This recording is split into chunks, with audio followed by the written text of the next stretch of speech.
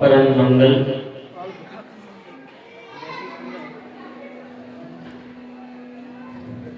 सुंदर आप सब लोग जो है हमारे यजमान जी भी बड़े भाव से, बड़ी श्रद्धा से और बड़े समर्पण होकर के इस श्रीमद् भागवत महापुराण के सप्ताह ज्ञान यज्ञ को बड़ी श्रद्धा से कर रहे हैं, बड़े भाव से कर रहे हैं और बड़े भाव और श्रद्धा समर्पण से सभी श्रोता भागवत की कथा भी श्रवण कर रहे हैं।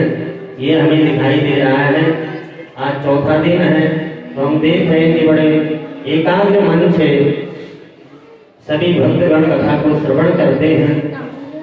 तो ये भी मैं आशा करता हूँ कि आप लोग अपने जीवन में भी इस कथा को धारण करेंगे और अपने इस मानव जन्म को कृत करेंगे, क्योंकि हमारे अलावा दुनिया में कोई भी आदमी हमारा असली में भला नहीं कर सकता। असली में जो हमारा हित है, असली हित, वो केवल हमें स्वयं ही करना पड़ेगा। उसके लिए हम सोचें कि पत्नी हमारे लिए कुछ ऐसा सत्कर्म कर दे जिससे हमारा उद्धार हो जाए, पुत्र कर ले या पड़ोसी कर ले या रिश्तेदार कर ले, ऐसा असंभव है। आज तक न कभी हुआ और न कभी ऐसा भविष्य में होगा, क्योंकि और भले सुख जो है कोई और हमें दे दे, जो लौकिक सुख है, जो लौकिक सुख है संसार के, वही वस्त्र चाहिए, अन्न चाहिए, रहने को घर चाहिए, ये सब तो भले संसार के लोग दे सकते हैं, लेकिन कोई भी आत्मा का सुख नहीं दे सकता, कोई भी परमात्मा का आनंद नहीं दे सकता, कोई हमको ज्ञान की प्राप्ति नहीं करा सकता। ज्ञान की प्राप्ति केवल सद्गुरुदेव भगवान के श्री चरणों में बैठकर ही हमको प्राप्त हो सकती है। कि किसी महापुरुष के शरण में हम चले जाएं तो तब जाकर के हमारा ये मनोरथ पूर्ण हो सकता है। कौन सा?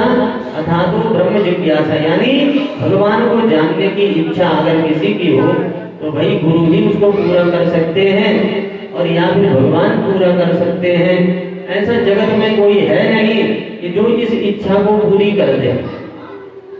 तो जितने भी जगत में प्राणी हैं वो सब आनंद ढूंढ रहे हैं। जिसके पास जितनी बुद्धि है उसके अनुरूप, चाहे वो मनुष्य है, चाहे यक्ष है, चाहे गंधर्व है, चाहे वो देवता है और यहाँ तक कि ब्रह्मा जी भी, सब क्या ढूंढ रहे हैं? आनंद ढूंढ रहे हैं। और जिसके पास जितनी बुद्धि है उस हिसाब से वो उस आनंद को ढूंढने में लगा हुआ है। क्योंकि असली में हमारा मन कहीं भी जगत में लगता नहीं है। भले अनादिकाल से हम इस संसार को करते आ रहे हैं, शरीर और संसार, शरीर और संसार, इसी में हमारा मन अटका हुआ है, लेकिन हम अभी तक तृप्त नहीं हुए। हमारे मन को जो शांति मिलनी चाहिए थी वो शांति हमारे पास नहीं है। इसका मतलब असली चीज हमको प्राप्त अभी नहीं हुई है। तो अगर हमारा मन संसार में लगता तो फिर किसी भी चीज से हम ऊबते नहीं, हमारा मन नहीं भरता। कोई भी चीज हमको ज्यादा दो संसार की तो उससे हमारा मन हट जाता है। एक ही खाना रोज बनाओ, एक ही सब्जी रोज बनाओ तो कहोगे आपके नहीं कुछ दूसरा बनाओ। एक ही वस्त्र आप रोज नहीं पहन सकते, एक ही आदमी से आप रोज बात नहीं कर सकते, आपको अलग अलग चाहिए। रोज के मन जो है रोज अलग अलग चीज मांगता है, अलग अलग डिमांड रखता है। यानी कि वो कह रहा है कि मुझे ये नहीं चाहिए, मुझे ये भी नहीं चाहिए, मुझे ये भी नहीं चाहिए। इसका मतलब अभी तक उसको वो चीज नहीं मिली जो उसको चाहिए, जिसके बाद वो नहीं कहेगा फिर कि मुझे और कुछ चाहिए। तो सभी शास्त्रों के मुख्य रूप से 4 प्रश्न हैं। यानी बोले हे क्या है, हे हेतु क्या है, हान क्या है और हानोपाय क्या है। हे का अर्थ है दुख, यानी जो त्याज्य है, जो कोई भी नहीं चाहता, वो क्या है, उसका स्वरूप क्या है। तो दुख कहते हैं जन्म लेने को, जन्म, मृत्यु, जरा और व्याधि, ये दुख है, ये दुख का स्वरूप है। जन्म होना, मरना, शरीर में बुढ़ापा आना और कोई रोग होना, यही दुख है। और यही हेतु क्या है? यही हेतु है अज्ञान, यानी हमको अभी तक ज्ञान नहीं हुआ, ना हमको शरीर का ज्ञान हुआ, ना शरीरी का ज्ञान हुआ, यानी ना आत्मा का ज्ञान हुआ, ना हमको भगवान का ज्ञान हुआ। इसीलिए हम जो है जन्म भी ले रहे, मर भी रहे, बुढ़ापा भी आ रहा है, रोग भी हो रहा है। और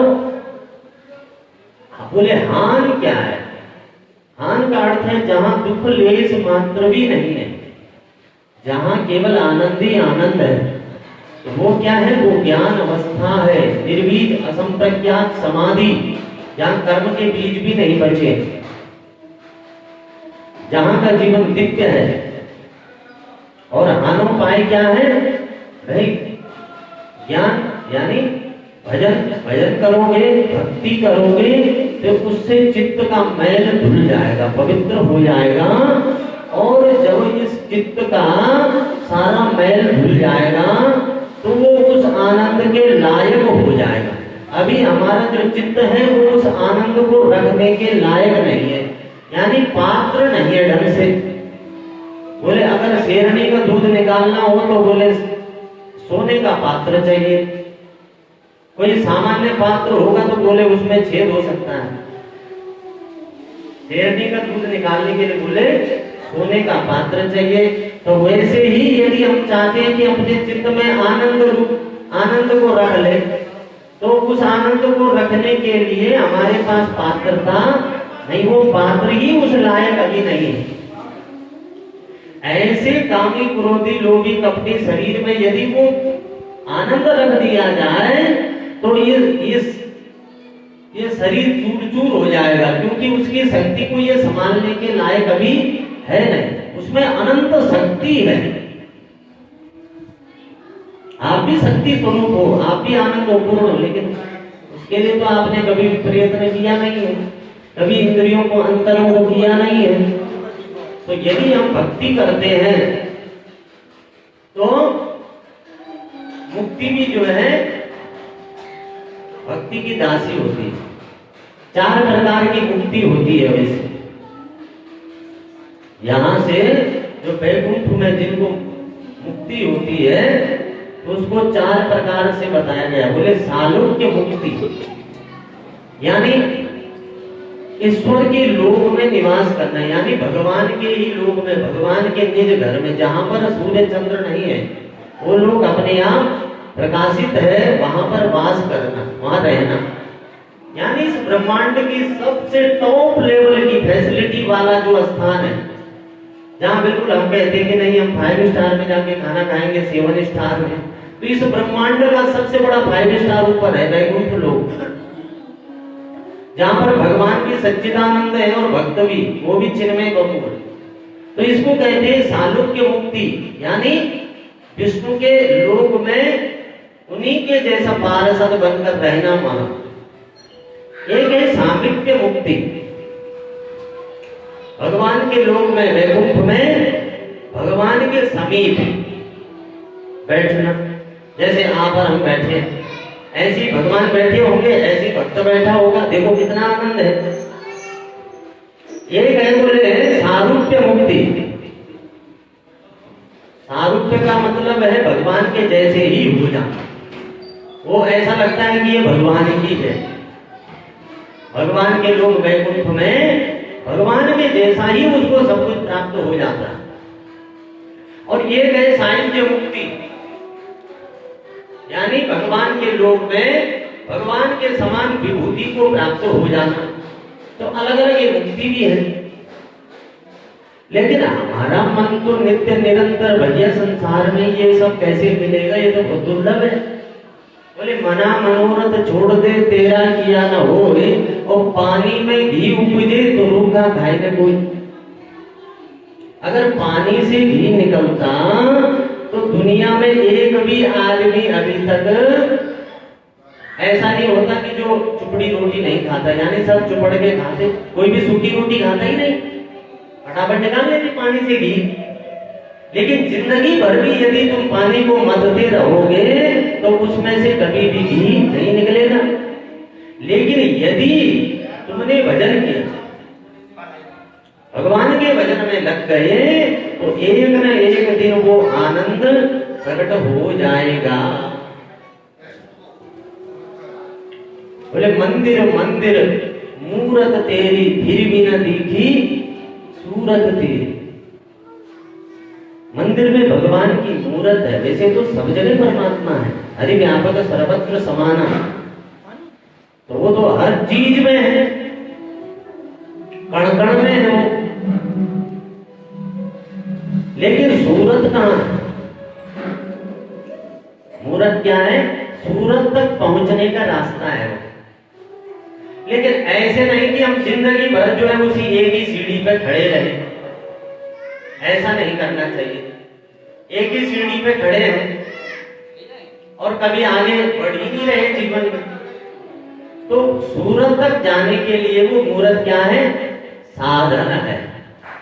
लेकिन इसमें केवल मन ही एक ऐसी वस्तु है, ऐसी चीज है, वो प्रकृति का सबसे निखरा हुआ विशुद्ध रूप है, प्रकृति का पुत्र मन। बस केवल उस मन को हमें समझना है। मन को समझना तो बहुत कठिन है। आज तक दुनिया में ऐसा कोई वैद्य नहीं है, कोई डॉक्टर नहीं है, या कोई ऐसा ज्ञानी वो नहीं है जो मन को समझ सके। मन एक ऐसी मशीन बनाई भगवान ने जो नित्य निरंतर दौड़ रही है, उसको आप रोक नहीं सकते, वो तो बस भाग रही है। हाँ, उसकी दिशा को मोड़ सकते हो। क्या कर सकते हो?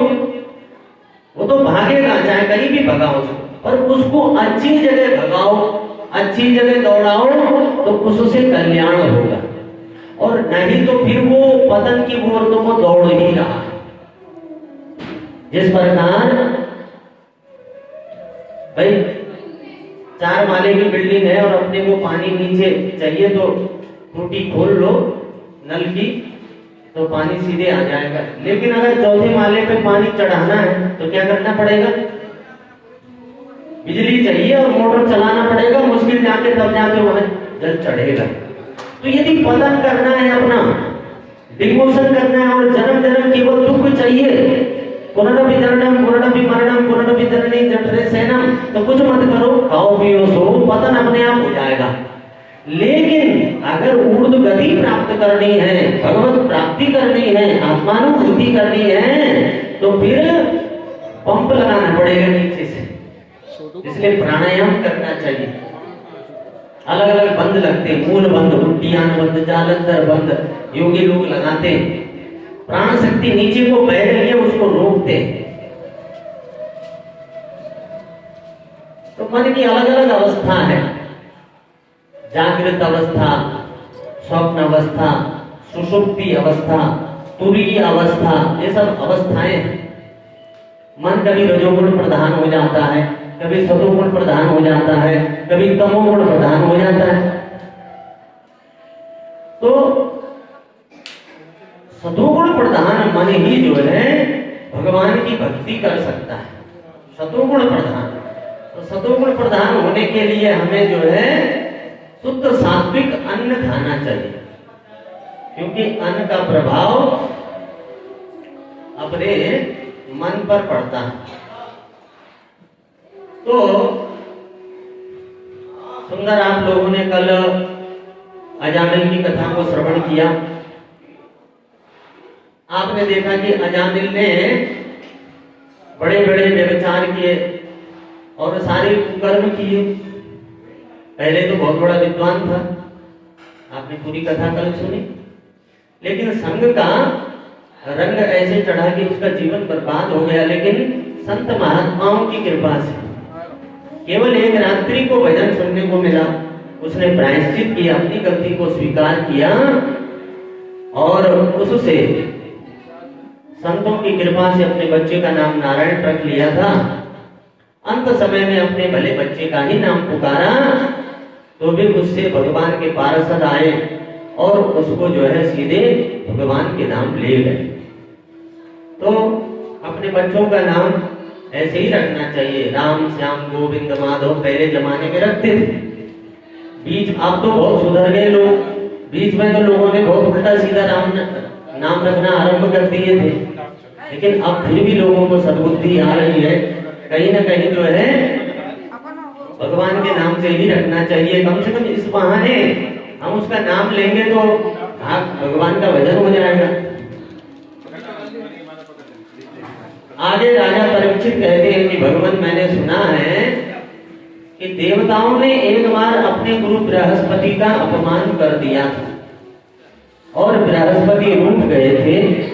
यह सब कथा हमें सुननी है। तो श्री राधे श्री राधे।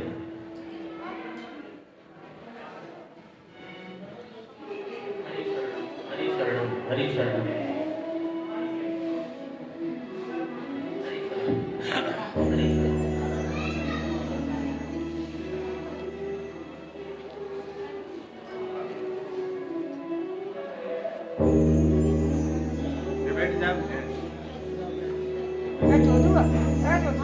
देव जी कहते हैं कि राजन इंद्र को एक बार त्रिलोकी का ऐश्वर्य जब प्राप्त हुआ तो उसको बड़ा घमंड हो गया, अहंकार हो गया।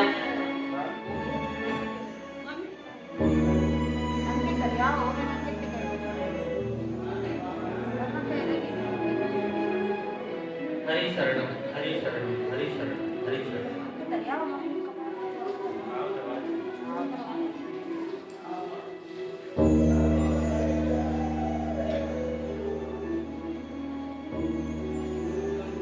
तो एक बार जो है इंद्र अपने सिंहासन में बैठा था, देवताओं के गुरु बृहस्पति भगवान जो है स्वर्ग में गए और उन्होंने देखा इंद्र को, लेकिन इंद्र खड़ा नहीं हुआ अपने गुरु के आदर में, क्योंकि इसको अहंकार हो गया था कि मैं बहुत बड़ा ऐश्वर्यशाली हूं। जीवन में कभी भी धन आ जाए उसका अहंकार नहीं करना चाहिए, क्योंकि वो दिन भी याद करो जब तुम्हारे पास कुछ नहीं था और मध्य में वो धन दिख रहा है तो हो सकता है आगे न रहे, ऐसी कोई गारंटी नहीं है। कोई भी आदमी ना तो हमेशा गरीब रहता है और ना हमेशा सेठ रहता है, इसलिए समभाव में रहना चाहिए। धन आ जाए तो भी और नहीं आए तो भी विनम्र भाव से रहना चाहिए।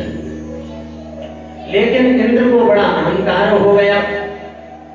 गुरुजी समझ गए चेला हमारा बड़ा घमंडी है, हमको प्रणाम भी नहीं कर रहा है। तो गुरुजी अचानक वहां से निकल गए और अंतर ध्यान हो गए, अंतर ध्यान हो गए, गायब हो गए। इंद्र ढूंढने लगा अपने गुरुजी को, लेकिन गुरुजी कहीं मिले नहीं। अंत में पश्चाताप करने लगा। दैत्यों को जैसे इस बात का पता चला तो दैत्यों ने जो है तुरंत देवताओं पर आक्रमण कर दिया। सभी देवता घबराकर ब्रह्मा जी के पास में गए। ब्रह्मा जी ने कहा देवताओं को कि इस समय अब जब तुम्हारे गुरुजी तुमसे रूठ गए हैं तो तुम त्वष्टा के पुत्र विश्वरूप को गुरु बना लो। त्वष्टा के पुत्र हैं विश्वरूप, बहुत बड़े विद्वान हैं, उनको अपना गुरु बना लो। देवताओं ने जाकर विश्वरूप से प्रार्थना की और विश्वरूप ने सुंदर जो है इंद्र को नारायण कवच का पाठ सुनाया, नारायण कवच की विद्या दी। एक बार विश्वरूप यज्ञ कर रहे थे। इंद्र यजमान रूप से विराजमान थे। विश्वरूप उच्च स्वर में देवताओं को आहुति दे रहे थे, लेकिन छुप छुप करके असुरों को भी आहुति दे रहे थे, क्योंकि इनकी माता असुर कुल की थी। अब इंद्र इस बात को जान गए कि ये कपट हमारे साथ में कर रहा है। देना तो देवताओं को आहुति चाहिए, लेकिन ये असुरों को भी दे रहा है। इससे इंद्र जो है डर गए। क्रोध में आकर उन्होंने विश्वरूप के तीनों सिर काट दिए। विश्वरूप के 3 सिर थे। एक सिर से वो सोमरस का पान करते थे,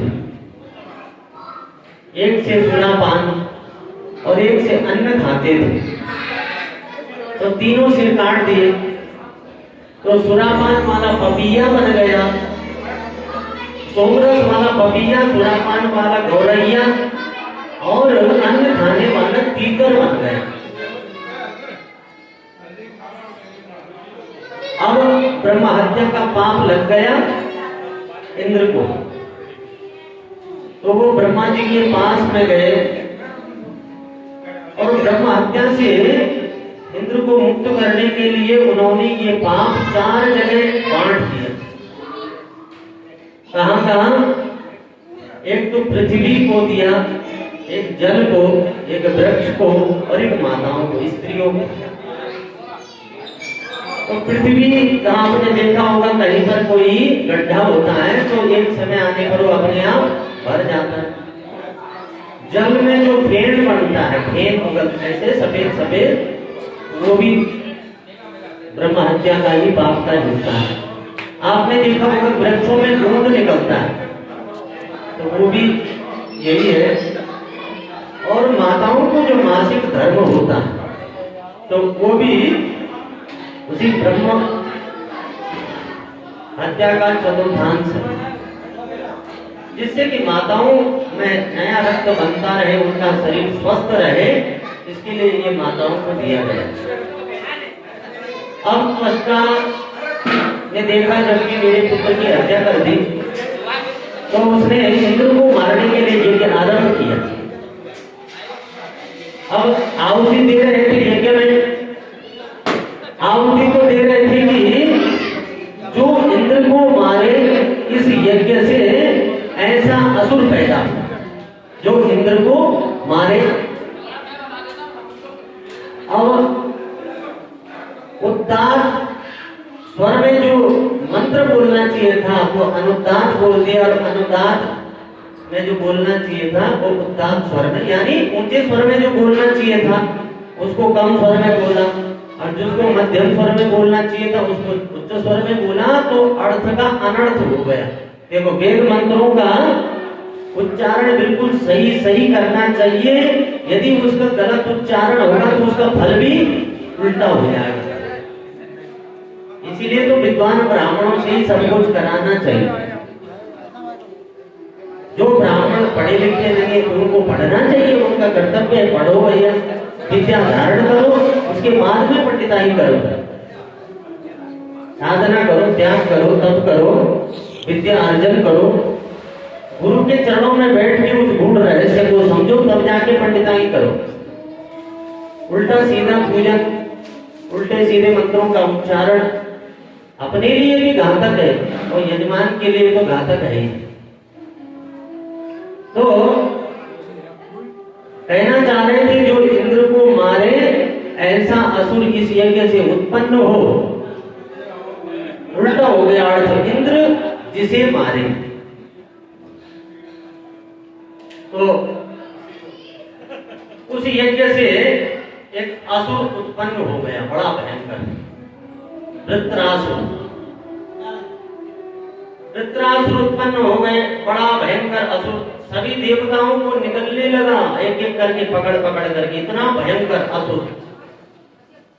सब देवता नारायण के पास में गए। भगवान ने कहा अब इसका एक ही उपाय है, बोले दधीची ऋषि के पास में जाओ और उनकी हड्डियों से यदि वज्र बने तो उसी से इस वृत्रासुर का वध हो सकता है। सब देवता गए।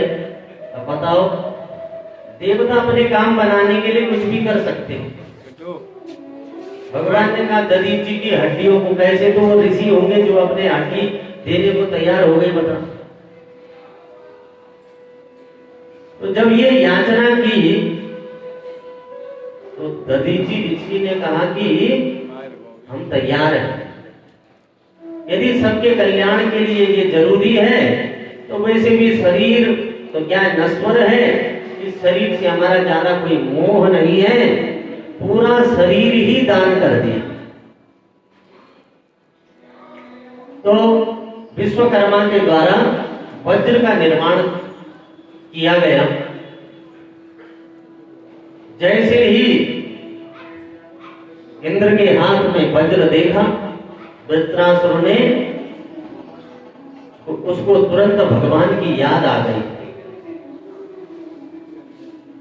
और वो कह रहा है कि अहम हरे तब पादमूल दासानुदासो भवितास्मि भूय मना स्मरेता सुपते गुणास्ते गृणीत वाग कर्म करोतु काय अहम हरे तव पादैकमूल दासानुदासो भवितास्मि भूय मनः स्मरेता सुपतेर्गुणास्ते गृणीत वाग कर्म करोतु काय। भगवान तुम मुझे अपना दास बनाना चाहे मत बनाना, अहम हरे तब दासेक मूल, यानी जो तुम्हारे दास हैं उन दासों का भी मुझे दास बना देना। याद आ रही उसको भगवान, देखो जिस घड़ी हमको भगवान की याद आ जाए, जीवन की सबसे सुंदर और सबसे आनंद देने वाली घड़ी वही होती। ऐसा आनंद, ऐसी शांति दूसरी किसी की याद करने से नहीं आती।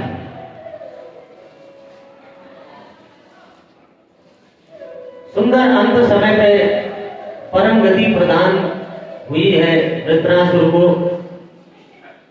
राजा परीक्षित ने पूछा कि वृत्रासुर भगवान का इतना महान भक्त था, फिर इसको राक्षस योनि में क्यों जाना पड़ा, ये बताओ।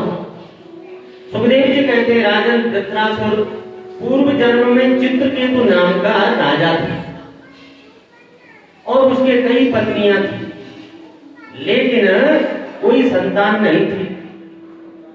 अंगिरा ऋषि के दिव्य प्रताप से चित्रकेतु के घर पर एक पुत्र का जन्म हुआ, लेकिन कितनी रानियां थी। अब एक ही रानी का वो बच्चा हुआ तो और जो उसकी सौत थी वो ईर्ष्या करने लगी। उनको लगा कि अब इसी से राजा प्रेम करेगा, तो उन्होंने सबने मिलकर उस बच्चे को जहर दे दिया, विष दिया उसको। अब उसकी मृत्यु हो गई। नारद जी के दिव्य ज्ञान उपदेश से राजा चित्रकेतु के मन में वैराग्य है। उन्होंने समझाया कि ठीक है भैया, ये संसार तो ऐसा ही है। न चेन्द्रस्य सुखम राजन न सुखम चक्रवर्तिना सुखम अस्ति विरक्तस्य मुनिरेकांत जीविना।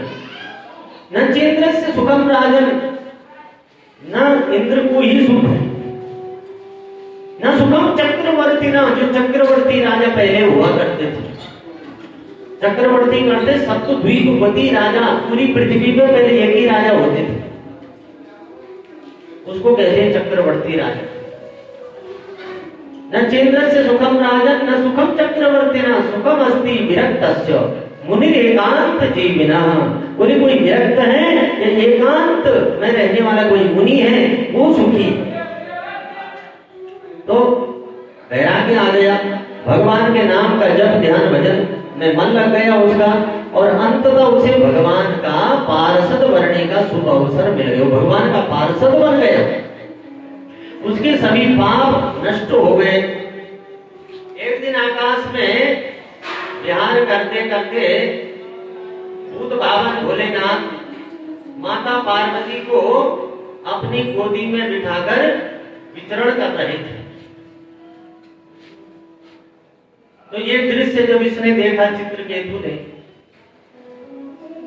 तो उसने देखा यार ये कैसे देवता है, ये कैसे भगवान है भोलेनाथ, अपनी पत्नी को गोद में बिठा रखा है इन्होंने।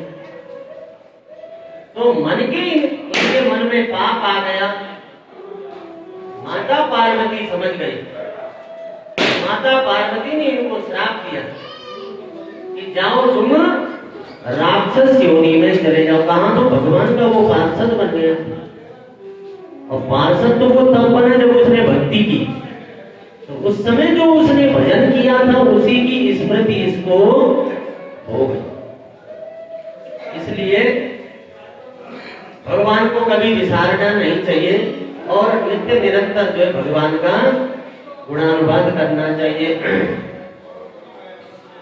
कि राम नाम विसार वंदे, राम नाम विसार वंदे, राम नाम विसार दे,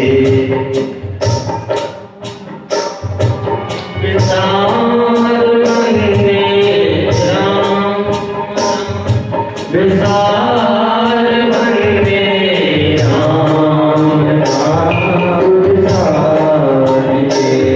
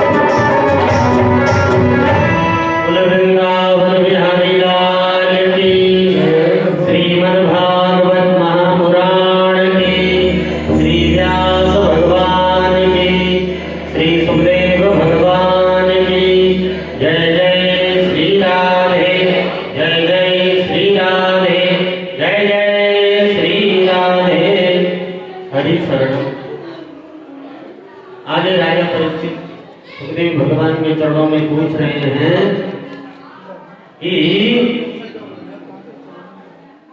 प्रहलाद को बहाना बनाकर हिरण्यकश्यप ने भगवान नारायण से कैसे द्वेष किया। आपने पहले 100 दिन कथा सुनी थी हिरण्याक्ष की। हिरण्याक्ष जो कि धरती को रसातल में ले गया और 12 भगवान ने जिसका उद्धार किया था, लेकिन उसी का एक भाई है हिरण्यकश्यप।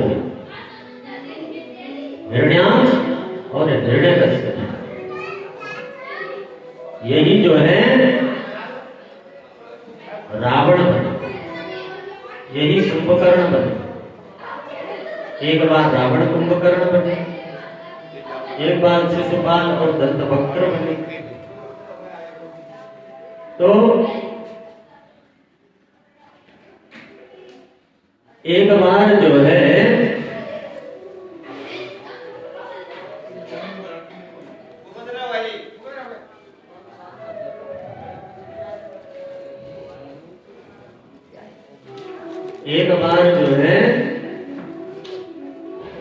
नारद जी बैकुंठ में गए और बैकुंठ में गए, माता लक्ष्मी ने उनका बड़ा आदर किया और नारद जी ने माता लक्ष्मी से कहा कि आपके जो पतिदेव जी हैं वो कमल से भी कोमल है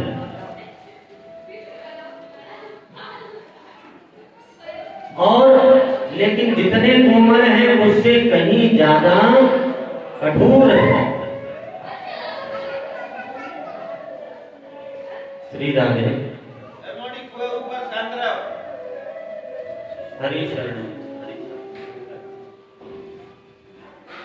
तो माता लक्ष्मी ने कहा इस बात का तो मुझे पता है कि वो कोमल है, उनके चरण कमल, क्योंकि अष्ट प्रहर में उनकी सेवा करती हूँ, लेकिन वो कठोर कैसे है इस बात का मुझे पता नहीं है आज तक। तो नारद जी चले गए, लेकिन माता लक्ष्मी मन में विचार करने लगी कि भगवान कैसे कठोर है, भगवान कठोर है कैसे। जब माता लक्ष्मी ने ऐसी इच्छा जाहिर की तो भगवान को अंदर ही अंदर पता चल गया कि ये हमारा कठोर रूप देखना चाहती है। अब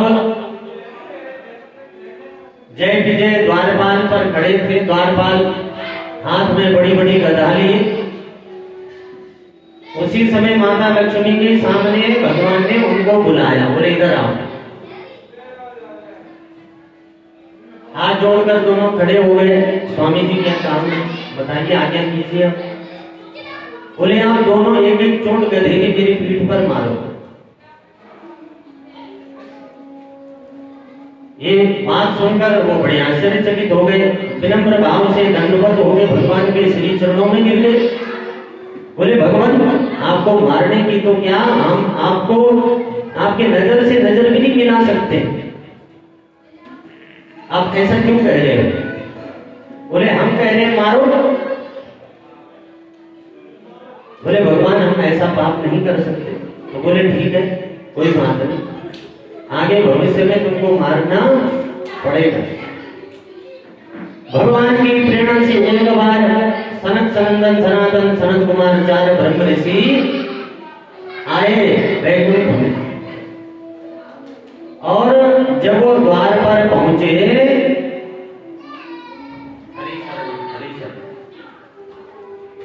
तो वहां पर जय विजय द्वारपाल हैं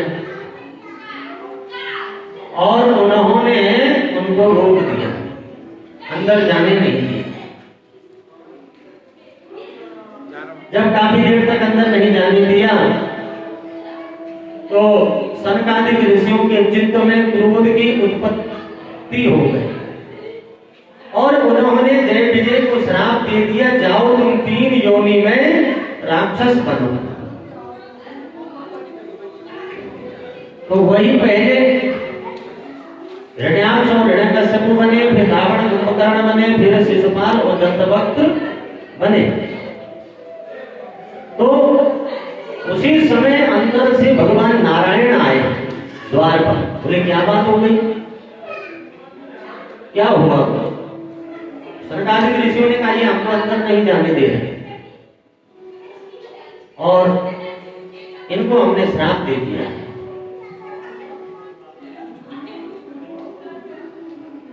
भगवान ने कहा कि भाई इन्होंने तो तुमको अंदर नहीं जाने दिया, ये वैकुंठ के चौकीदार है, लेकिन कोई अच्छा आदमी हमारे घर पर आ रखा है और अगर हम उसको द्वार पर ही रोक दें तो इतनी बड़ी बात नहीं है, लेकिन यदि कोई चोर आ जाए, कोई आतंकवादी आ जाए और उसको हम अंदर जाने दें तो ये बहुत बड़ी बात है। तो बोले जैसे तुम वैकुंठ के चौकीदार हो वैसे ही मैं भी चौकीदार हूं। तो महाराज बोले तुम कहां के चौकीदार हो? बोले मैं भक्तों की हृदय का चौकीदार हूं। तो बोले जय विजय ने सनकादिक ऋषियों को द्वार पर रोक दिया, ये कोई इतनी बड़ी बात नहीं है, लेकिन सनकादिक ऋषियों के चित्त में क्रोध कैसे उत्पन्न हो गया, ये मेरी गलती, क्योंकि मैं इनके हृदय का चौकीदार हूं। तो तुम तो 3 जन्म लोगे, जय विजय को कहा, लेकिन तुमसे बड़ा अपराध बोले मैंने किया।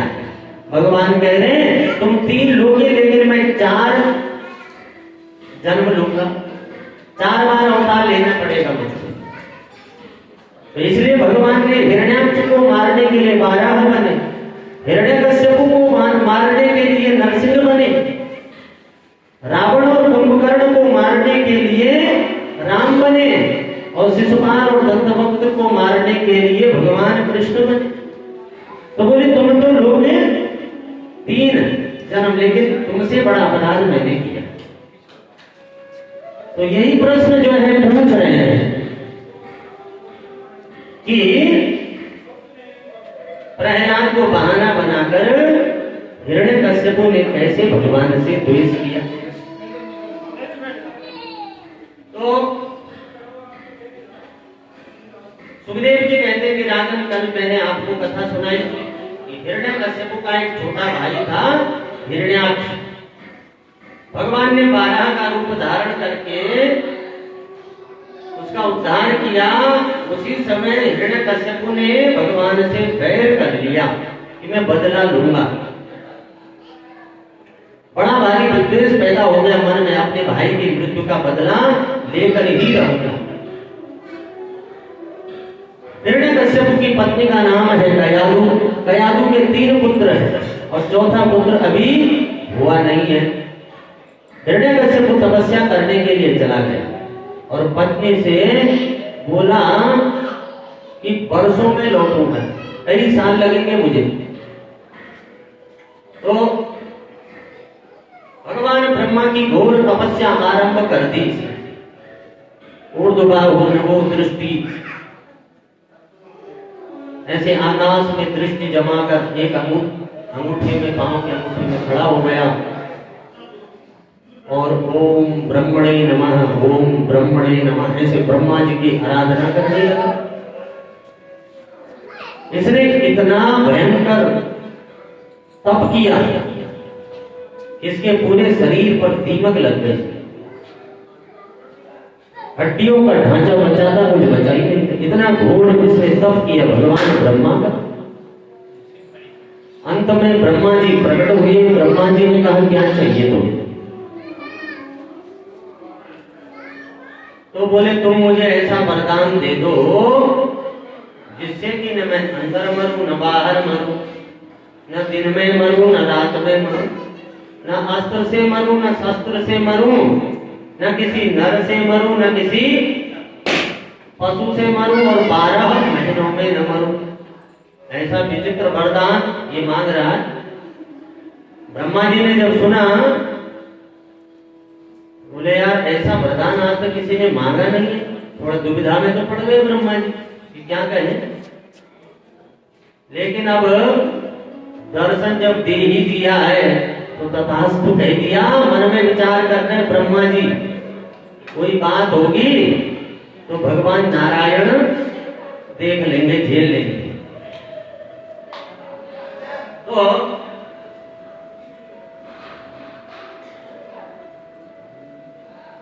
वरदान प्राप्त करके घर लौटा तो देखा कि इंद्र ने इनके तीनों पुत्रों की हत्या कर दी। अब चौथे हैं प्रहलाद जी।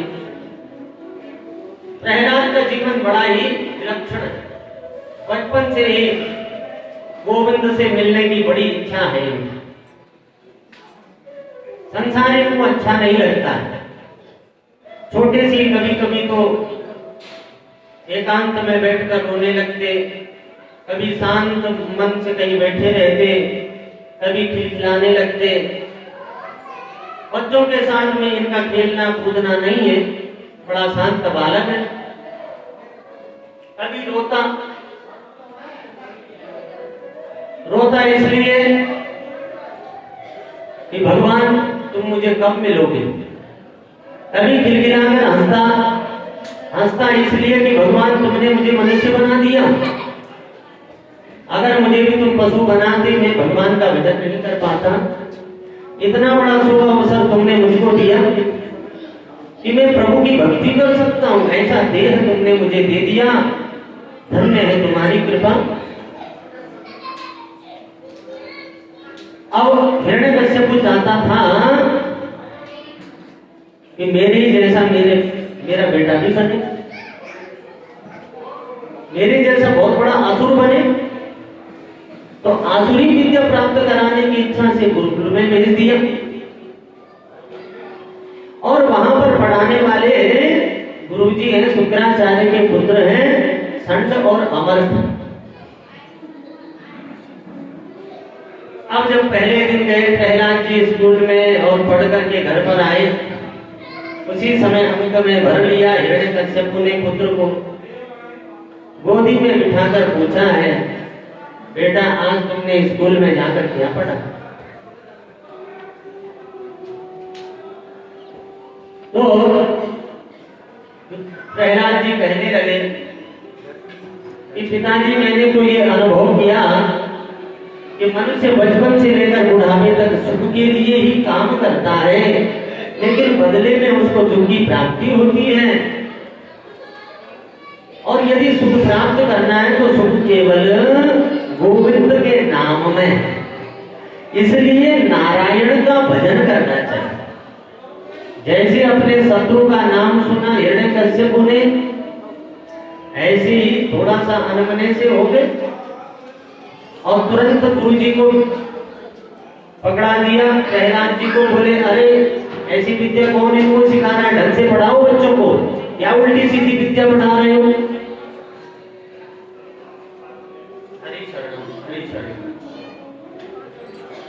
तो पुनः जो है गुरुकुल में भेज दिया। अब कुछ दिन के बाद में हिरण्यकश्यप ने बड़े प्रेम से स्कूल में भेजा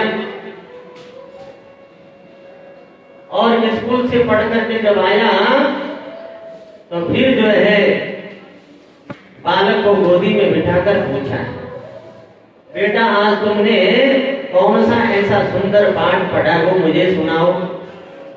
तो प्रहलाद जी कह रहे हैं, बोले सर्वणं कीर्तनं विष्णु स्मरणं पाद सेवनं अर्चनं वंदनं दास्यं सत्यम आत्मनिवेदनम।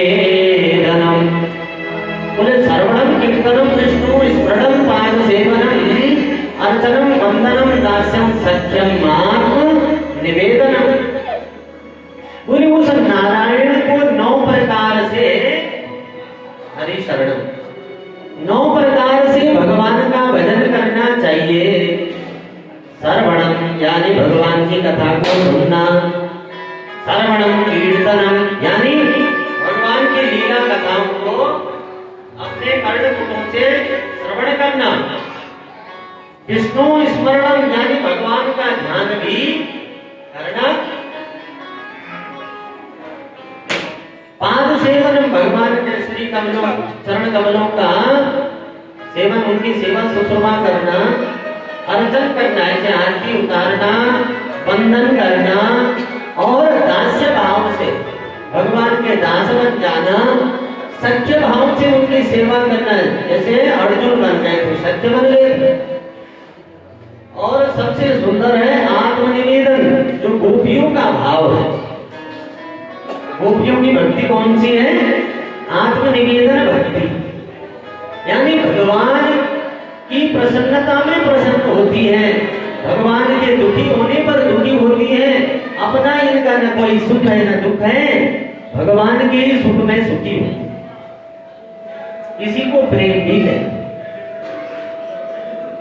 प्रेमी कभी भी अपना कोई सुख नहीं होता उसका, अपने जीवन में तो उसका केवल त्याग होता है। लेकिन जिससे वो प्रेम करता है उसको वो हर हाल में प्रसन्न देखना चाहता है। तो इसको नवधा भक्ति कहते हैं। क्या कहते हैं? नवधा भक्ति। 9 प्रकार से भगवान का भजन करना चाहिए, लेकिन विशेष रूप से श्रवण, कीर्तन और स्मरण, ये 3 भक्ति, श्रवण, कीर्तन और स्मरण। स्मरण भक्ति सभी भक्तियों में राजा है। भले हम कुछ नहीं कर रहे हैं, करना है, लेकिन भगवान की याद बनी हुई है। और रामायण में भी 9 प्रकार की भक्ति बताई। प्रथम भगति संतन दर्शनगा,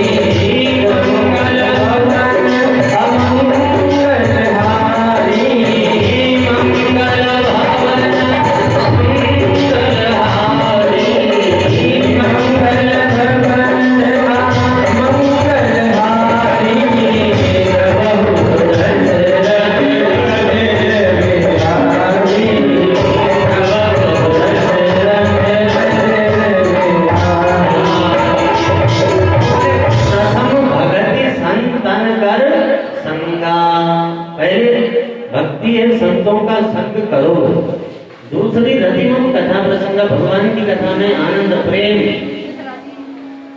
कथा के पंडाल में बैठने के बाद जो कोई काम हो तो कोई बात नहीं है, लेकिन अगर वो भक्त है तो कभी भी आदि कथा नहीं छोड़ सकता, क्योंकि इसमें बहुत आनंद है। इससे ज्यादा आनंद पूरे ब्रह्मांड में किसी भी चीज में नहीं है। पूरे ब्रह्मांड में चाहे कहीं भी चले जाओ आप, वैकुंठ में भी ये आनंद नहीं है जो ये यहाँ है। वहां कथा नहीं मिलेगी, वहां आनंद मिलेगा। बस आनंद, ये कथा का आनंद अलग है। इसको तो सब ऋषि देवता लोग भी ईर्ष्या कर रहे होंगे कि अमृतलाल जी जो है बरसाने में जाकर ब्रज भूमि में ऐसी पावन धरा में बैठकर और राम जी के चरणों में बैठकर, राधा रानी के चरणों में बैठकर और श्रीमद् भागवत महापुराण का वाचन श्रवण कर रहे हैं। परमहंसों की संकेता है ये। बड़े बड़े परमहंस होते हैं, वो इसको पीते हैं, इसको दिन रात सुनते हैं, इसको गाते हैं। तो देवताओं को भी ये कथा दुर्लभ है। इसलिए बोले दूसरी रति मम कथा पर, रति मैंने प्रेम, ये भी कथा में प्रेम। हमारी रोमावली पुलकित हो जाए, मन गदगद हो जाए, अच्छा लगे। और बोले गुरुपद पंकज सेवा तीसरी भक्ति यमान। ये तीसरी भक्ति क्या है? गुरु के चरण कमलों में अनन्य प्रेम, गुरु सेवा। चौथी भक्ति मम गुण गण करई कपट तज गान। इनको छोड़ दो, कपट को। जो कपट है यानी मत्सर है, ईर्ष्या, दूसरे को देखकर ईर्ष्या करना। तुम भी उस लायक बनो, ईर्ष्या क्यों करते हो? अगर कोई धनवान है, तुम गरीब हो, भैया तुमने उतने कर्म किए, उतना पुरुषार्थ किया, वैसा तुम्हारा भाग्य है। सपने ही नहीं देखने पर दोष, सपने में भी दूसरे का दोष नहीं देखना चाहिए। तुम्हारे कर्मों का ही फल तुमको मिला हुआ है। उसने कर्म किया, उसने पुण्य किया, उसको मिल गया। इसमें ईर्ष्या करने से क्या मतलब? उससे आगे बढ़ने का प्रयत्न करो, लेकिन ईर्ष्या मत करो। तो बोले मंत्र जाप मम दृढ़ विश्वासा, पंचम भजन सो वेद प्रकाशा। गुरु जी ने जो मंत्र दिया है उसमें दृढ़ विश्वास होना चाहिए। छठ धर्मशील विरति बहु कर्मा, बहुत सारे जंजाल नहीं पालने चाहिए। दुनिया भर का संसार का जंजाल इतना पाल लिया, एक सेकंड में टाइम नहीं मिलता है। जितनी ज्यादा दुनिया की चीजें इकट्ठी करोगे, जितनी ज्यादा गाड़ी होगी, उतना मेंटेनेंस का खर्चा, उतना ज्यादा पेट्रोल का खर्चा, उतना बार बार उसको ठीक कराने की दिक्कत। जितने ज्यादा जोड़ी कपड़े, उतने धोने की, इस्त्री करने की आफत, रखने की आफत।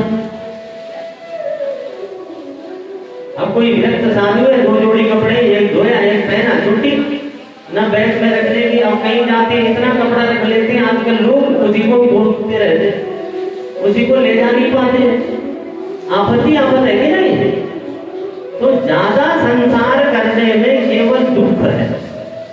सीमित चीजें हैं, वो आदमी सुखी है।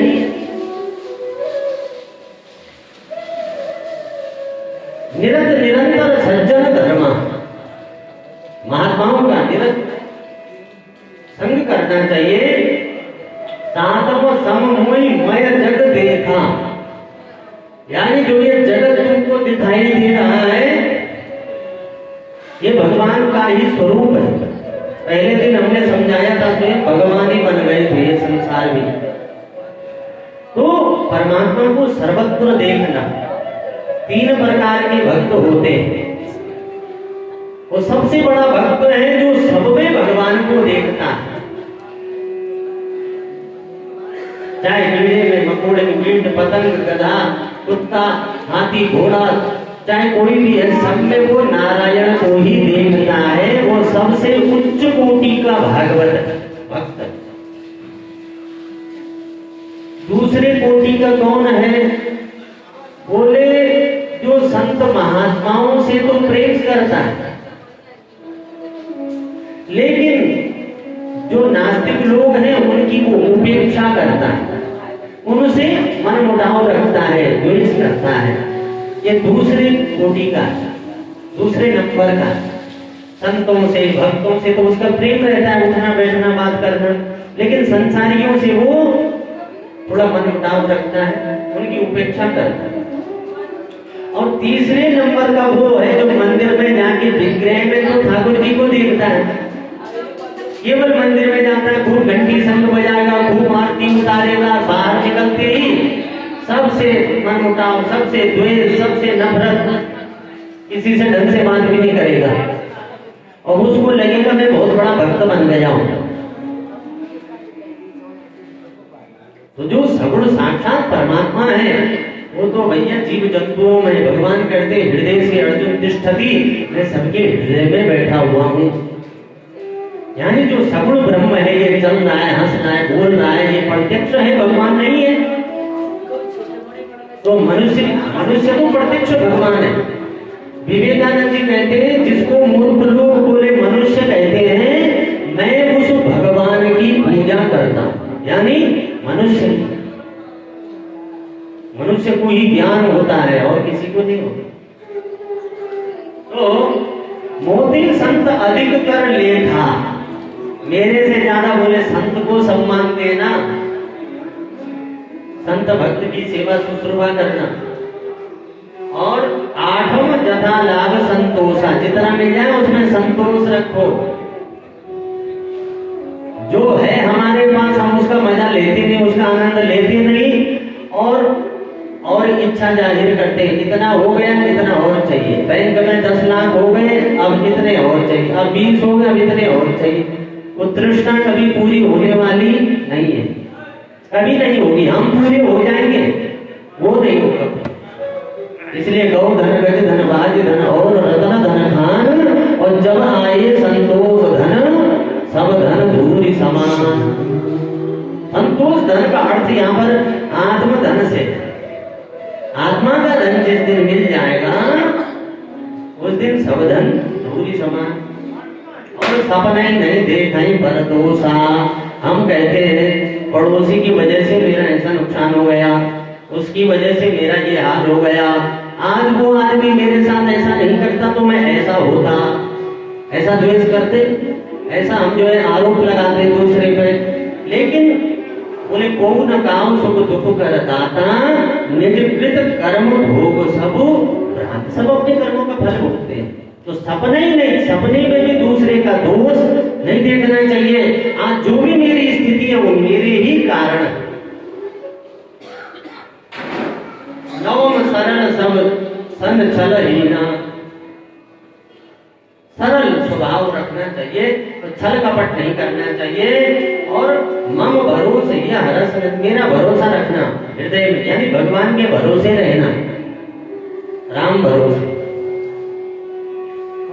तो नवदा भक्ति सुंदर बताई प्रहलाद जी ने। जो श्रवण भक्ति है वो करी राजा परीक्षित ने। किसने करी? राजा परीक्षित ने। कीर्तन भक्ति करी सुखदेव जी ने, और स्मरण की भक्ति करी प्रहलाद जी ने। ये प्रहलाद जी जो है ये स्मरण भक्ति के आचार्य हैं। स्मरण मैंने हृदय में याद, स्मृति, जिसकी स्मृति कभी खंडित नहीं होती। 24 घंटा अष्ट प्रहर केवल भगवान की याद हृदय में बनी हुई है, कभी विस्मरण हो ही नहीं रहा है। वंदनम जो भक्ति वो अक्रूर जी ने करी, वंदनम। काल सेवन भक्ति उद्धव जी ने करी। अर्चन की जो भक्ति वो राजा पृथु ने करी। दास्य जो भक्ति वो हनुमान जी ने करी। और जो सख्यम भक्ति है, सख्य वो अर्जुन ने। और आत्म निवेदन भक्ति करी गोपियों ने। तो आत्म निवेदन भक्ति को सबसे ऊपर रखा गया, सबसे टॉप में। सबसे टॉप में कौन है? गोपियां, जिसकी 10 इंद्रियां कृष्ण रस को पीती है, वो गोपी। तो प्रहलाद जी की इन बातों को सुनकर बड़ा ही क्रोधित हुआ हिरण्यकश्यप। उसने प्रहलाद को मारने के बहुत प्रयास किए। अब उसने सोचा इसको जीवित रखना बेकार है। संत अमर को डांट लगाई बहुत बड़ी और कहा कि तुम ये क्या सिखा रहे हो इस बालक को। संडमर्क ने कहा कि हम तो आसुरी विद्या ही सबको पढ़ाते, वही विद्या इसको भी पढ़ाते, लेकिन ये तो पढ़ा पढ़ाया लगता है, इसकी जो विद्या है भैया ये तो पता नहीं कहां से सीखा, हमें को समझ में नहीं आ रहा है, ये बचपन से ही सीखा हुआ है या उसी जन्म से इसको सब याद है, हमने इसको बिल्कुल भी नहीं सिखाया। तो हिरण्यकश्यप ने सोचा कि अब तो इसको मार देना चाहिए, इसका वध कर देना चाहिए, ऐसे पुत्र का जो कुपुत्र है हमारा एक नहीं सुनता है, तो जल में फेंक दिया, सोचा मर जाए। अग्नि में जलाने का प्रयत्न किया तो भी नहीं मरा, हाथी के नीचे डाल दिया बच्चे को तो भी कुछ नहीं हुआ, जेल में भूखा रखा कई दिनों तक, पहाड़ से नीचे फेंका तो नहीं मरा, सांपों के बीच में छोड़ दिया प्रहलाद को तो भी नहीं मरा। सारे हिरण्यकश्यप के जो जितने भी उपाय थे सारे विफल हो गए। फिर थक हार करके अंत में फिर पुनः विद्यालय भेज दिया। हजारों असुर बालकों ने प्रहलाद जी को घेर लिया और कहा कि तुम हमारे बहुत बड़े मित्र हो, तुमको दंड भले मिलता है लेकिन दर्द हम लोगों को होता है, तुम तो ये बताओ कि तुम उस नारायण का भजन करती क्यों? अरे तुमको अन्न चाहिए, तुम्हारे पिताजी इतने बड़े धनवान हैं, वस्त्र चाहिए, चाहे घर चाहिए, जो भी चाहिए वो तुमको घर से मिलता है, दूध चाहिए तो तुम्हारे घर पर जो गाय बंधी है वो देती है, आखिर तुमको वो नारायण देता क्या है, क्यों तुम उसका भजन करते? तो प्रहलाद जी कह रहे हैं कि जिस घर की तुम बात कर रहे हो,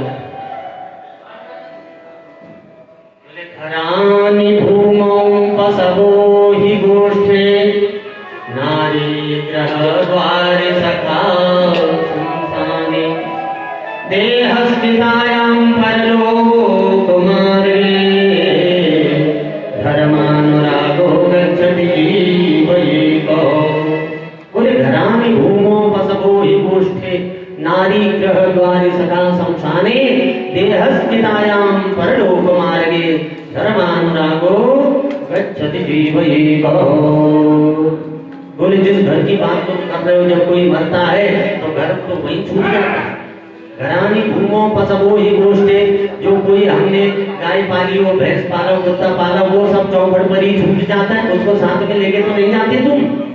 कोई मर जाता है तो आज तक अपना मकान, कोई प्लॉट, कोई दुकान, कोई जानवर लेके गया, सब वही रह गया। नारी गृह द्वारी, बोले नारी घर के द्वार पर ही खड़ी रह जाती है। सखा शमशाने, जो बंधु बांधव हैं वो सब ज्यादा से ज्यादा शमशान तक आ जाएंगे, उससे आगे तो अकेले ही जाना पड़ता है। तो असली माता पिता बोले हमारे नारायण ही है, उसी नारायण की विशुद्ध भक्ति करनी चाहिए।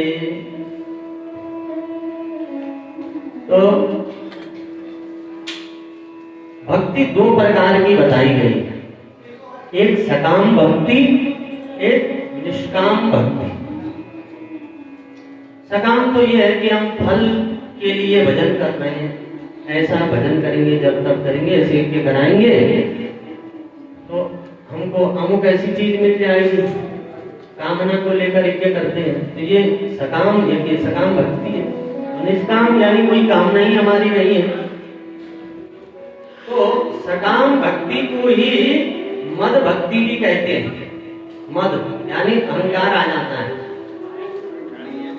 कुछ ही दिनों की त्याग तपस्या को पूरा समझना और अहंकार करना, बार बार कामना करना, ये दे दो, ये दे दो, ये दे दो। तो कई लोग कुछ दिन थोड़ा सा त्याग तब कर लेते हैं तो जिंदगी भर उसका बखान करते रहते हैं, हम तो वहां गए, हम तो बद्रीनाथ गए, हम तो केदारनाथ गए, हम तो वृंदावन गए, वहां गए, हमने तो इतनी तपस्या करी, इतनी यात्रा करी, अब तो हमें कुछ करने की जरूरत नहीं है। और कभी कोई विपत्ति आ जाए तो भगवान से कहते हैं अरे इतना तीर्थ किया, इतना भजन किया, तुम्हारा ये फल है। कई लोग तो भजन ही छोड़ देते, अब नहीं करेंगे हम तुम्हारा भजन। अरे भाई भगवान ने थोड़ी नहीं तुमको कोई दुख दिया है, दुख तुमको अपने कर्म से मिला है। तो मद भक्ति, थोड़ा सा भजन, अहंकार बहुत ज्यादा। एक बार कोई व्यक्ति मार्ग में जैसे जा रहा था, उसे रास्ते में नारद जी मिल गए। अब नारद जी से पूछा कि महाराज, ये जो देवता है ब्रह्मा विष्णु महेश, इनमें से कौन सा देवता जल्दी प्रसन्न होने वाला, ये बताओ, हम उसी का भजन करेंगे।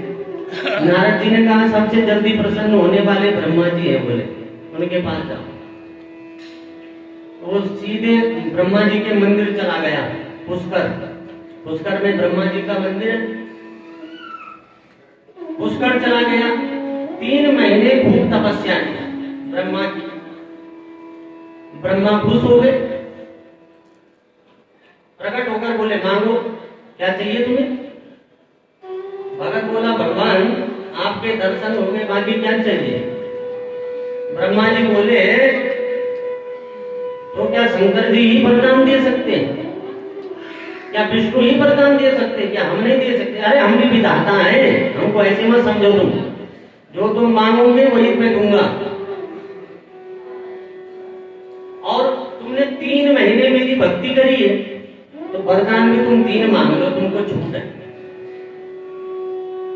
अब भक्त भी कलयुगी था, तो उसने सोचा मौका मिला है तो ढंग से ही वरदान मांगू।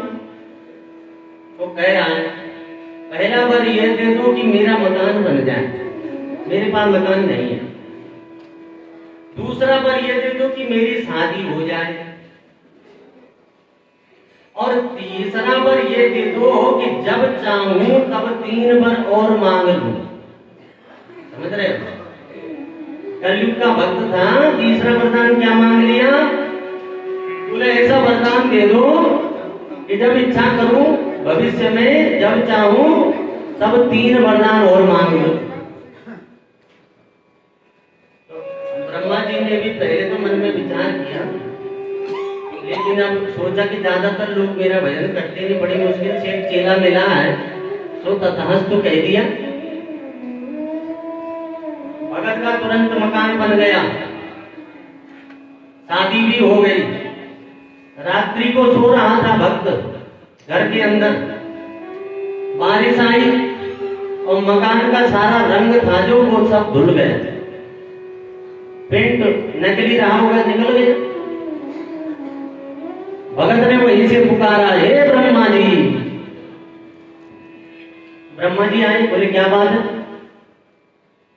बोले पहला बार तो ये दे दो कि बारिश बंद हो जाए, दूसरा बार ये दे दो कि मेरे मकान पर कभी बारिश गिरे नहीं, और तीसरा बार ये दे दो कि जब चाहूं तीसरा बार मांग लूं। ब्रह्मा जी ने देखा, बड़ा विचित्र भक्त है ये। ब्रह्मा जी सोच रहे कैसा भगत है ये। ठीक है, आशीर्वाद दे दिया, चले गए। अब कुछ ही दिनों में भक्त की तबीयत खराब हो गई, सर्दी जुकाम लग गया। जैसे ही लगा तुरंत हे ब्रह्मा जी। ब्रह्मा जी प्रकट हो गए, क्योंकि वरदान दे रखा है, करे क्या? बोले एक तो ये आशीर्वाद दो कि मेरा जुकाम ठीक हो जाए, दूसरा मुझे जीवन में कभी शारीरिक कष्ट न हो, और तीसरा बार ये दे दो कि जब चाहे मैं तीसरा बार मांग लूं। अब तो ब्रह्मा जी बड़े उसमें पड़ गए, दुविधा में कि करें तो क्या करें, इसे पीछा कैसे छुड़ाएं। अब तो कोई भी कष्ट होता तो वो 24 घंटा ये ब्रह्मा जी। अब ब्रह्मा जी मजबूर है, आना पड़ता। अंत में ब्रह्मा जी ने थकार करके नारायण के पास में गए। नारायण भी मुस्कुरा रहे हैं, वो भी समझ गए ये कहां फंस चुके हैं। तो नारायण ने कहा क्या बात है? बोले ऐसा ऐसा मेरा एक भक्त है, उसको हमने आशीर्वाद दे दिया और वो तो हमारा पीछा ही नहीं छोड़ रहा है। 3 महीने उसने भजन क्या कर लिया कि बिल्कुल हमें गुलाम ही बना लिया। ये कलिकाल के लोगों की कहानी है। तो अब क्या करो, भगवान बोले हे विधाता जी, इस कलयुग के भक्तों को तुम जो है वर देते समय सोचा करो, विचार किया करो, ठोक पीट करके देख लिया करो। अब भगवान ने इशारा किया सरस्वती देवी को। तो जब भक्त ने पुकारा कि हे ब्रह्मा जी प्रकट हुए, बोले क्या चाहिए, क्योंकि नारायण ने सरस्वती को इशारा कर दिया, उसकी वाणी में बिठा दिया सरस्वती को। तो वो बोला कि ब्रह्मा जी मुझे भक्ति दे दो, दूसरा वरदान ज्ञान दे दो, और तीसरा मेरी मुक्ति हो जाए। ब्रह्मा जी बोले तू मुक्ति ले, चाहे तो वैकुंठ ले, कुछ भी ले, लेकिन तू मेरा पीछा छोड़। हैं? तो कहने का अर्थ ये है कि हम थोड़ा सा भजन करते और पर मांगते दुनिया भर का। एक नारियल चढ़ाएंगे, 11 रुपए चढ़ाएंगे और मांग लेंगे करोड़ों की संपत्ति, और वो चीज मिल भी जाए तो फिर उसमें से कुछ अंश खर्च भी नहीं करेंगे। खर्च करते समय हमें बड़ी वो लगेगी, अरे दिया भगवान ने है, सब कुछ भगवान का, ये शरीर तक भगवान का, सब कुछ भगवान का है, और भगवान की चीज हम भगवान को देने में सकुचाते हैं। तो इस प्रकार सुंदर जो है निष्काम भक्ति कर रहे हो। कौन? प्रहलाद जी। अब प्रहलाद जी को सब बच्चे बड़ा लाड प्यार कर रहे हैं। एक बार की बात है कि संडमर्क गुरुकुल में थे नहीं, और सबने कहा कि चलो खेलते कूदते हैं, थोड़ा आराम से, आज गुरु जी है नहीं। लेकिन प्रहलाद जी ने कहा कि अगर तुम्हें खेलना ही है तो मेरा खेल खेलो। तो बोले तुम्हारा कौन सा खेल है? तो बोले तुम कोई, किसी को कहा तुम हारमोनियम ले आओ, किसी को कहा ढोलक ले आओ, किसी को कहा झाल ले आओ, मंजीरा ले आओ, और भगवान का भजन करने लगे कि श्रीमन नारायण नारायण नारायण, श्रीमन नारायण नारायण नारायण, मन नारायण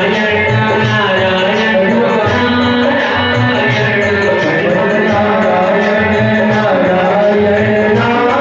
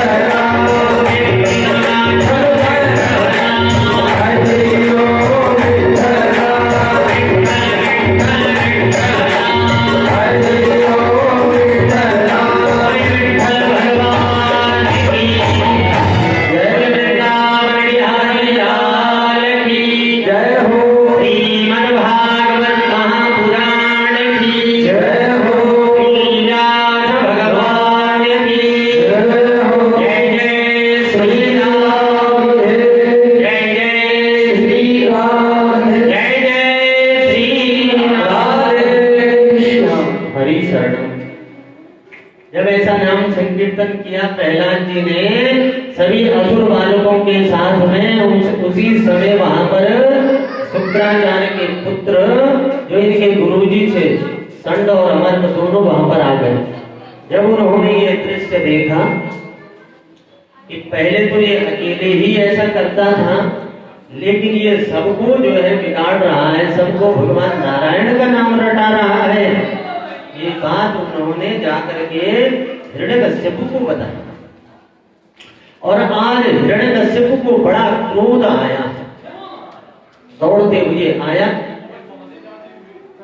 और कहने लगा, अरे मंदात्मन प्रहलाद, मंद बुद्धि, मैंने तुझे कितना प्रयास किया समझाने का, तूने मेरी एक न सुनी। आज तुझे यमराज के पास जाने से कोई बचा नहीं सकता। आज मैं तुझे यमराज के पास ही भेजकर चैन लूंगा। तो कहता है, नारायण नारायण, कहां है तेरा वो नारायण? अरे मैं तो ब्रह्मलोक तक तेरे नारायण को देखकर आ गया हूं, कहीं मुझे आज तक वो दिखाई नहीं दिया। तो ये बता कि तेरा वो नारायण रहता कहां है?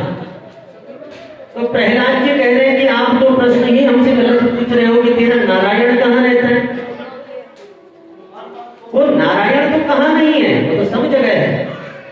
बोले, मुंह पे दो पे खड़ग खंभ पे, जहां देखूं तहां राम, जहां देखूं तहां राम, सिया राम मय सब जग जानी, सिया राम मय सब जग जानी, करो प्रणाम जोरी भगवान, ओ करो प्रणाम जोरी भगवान। इस सूर्य ने सवेरे कर्णमागत, पै पर सूर सुस्वाद कहाँ, तुलसी पुनिताल मजेर बजाते फिरे, मेरा मतवारी से चाहता, सिया राम कथा कितनों ने लिखी, पर तुलसी जैसी मर्याद कहाँ, नरसिंह बसे प्रति खम्बन में, पर काड़न को प्रहलाद कहाँ। हे पिताजी, वो भगवान तो कहाँ नहीं है, वो तो घट घट में है, वो तो सब जगह है। सर्वम खलमिदम ब्रह्म, ब्रह्म के सिवाय तो जगत में कुछ जब है ही नहीं।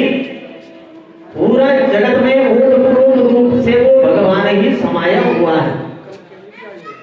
तो बोले, तेरे में भी भगवान होगा? बोले, हाँ मेरे में भी भगवान है। तो फिर तो बोले, मेरे में भी होगा। बोले, जो भगवान मेरे अंदर वो तेरे अंदर भी होगा। तो फिर बोले, ये जो यहाँ पर खंभ खड़ा है, फिर वो भगवान तो इस खंभ में भी होगा। बोले, 100% होगा। अरे जब वो सब जगह है, समान रूप से व्यापक है, तो खंभ में भी उतना ही है जितना वो मंदिर में है। जितना वो मंदिर में है उतना वो खंभ में भी है। उसी समय एक मुष्टिक प्रहार जो है खंभ पर की, और खंभ उसी समय बीच से फट गया। उड़ता हुआ सिंहासन प्रकट हो गया, जिसमें से विशाल पुरुष प्रकट हुआ, जिसका सिर सिंह का और जिसका धड़ नर का था। बोले नरसिंह भगवान की, बोले भगवंतर भगवान की, बोले वृंदावन बिहारी लाल की।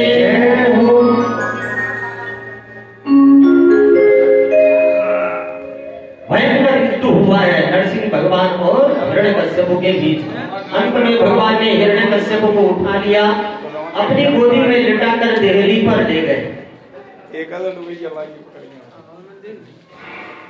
और देहली में बैठकर याद करा रहे हैं। हिरण्यकश्यप को उसने वरदान मांगा था कि ना मैं भूमि पर मरूंगा, ना मैं बाहर मरूंगा, न अंदर न बाहर, न ऊपर। बोले तू मेरी गोदी में, न बाहर है न अंदर, और न तू ऊपर है न नीचे, मेरी गोदी में है। और न ये दिन है न रात, ये संधि काल का समय है।